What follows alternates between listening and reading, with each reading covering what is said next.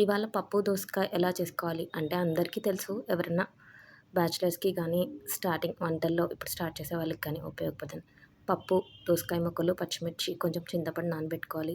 కుక్కర్‌లో కడిగిన కందిపప్పు వేసుకొని అందులో తగినంత పసుపు, ఈ కట్ చేసి పెట్టుకున్న దోసకాయ ముక్కలు, పచ్చిమిర్చి కూడా వేసేసుకొని స్టవ్ మీద పెట్టుకొని 3 విజిల్స్ రానివ్వాలి.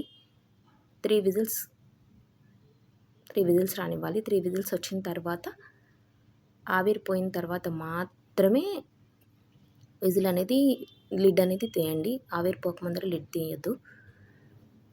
అయి దాని తర్వాత 3 విజిల్స్ తర్వాత దానికి తగినంత సాల్ట్ యాడ్ చేయండి. సాల్ట్ యాడ్ చేసిన తర్వాత నెక్స్ట్ నానబెట్టిన చింతపండు కూడా యాడ్ చేయండి. ఆ క్లిప్ మిస్ అయింది. చింతపండు, కారం. నెక్స్ట్ పోపుకి ఆవాలు, జీలకర్ర, మెంతులు, కరివేపాకు, ఎండుమిర్చి, వెల్లుల్లిపాయలు. కడాయి తీసుకొని అందులో ఆయిల్ వేసుకొని, కావాలంటే మీరు నెయ్యితో కూడా చేసుకోవచ్చు. వేసుకున్న తర్వాత పప్పు రెడీ. Thank you.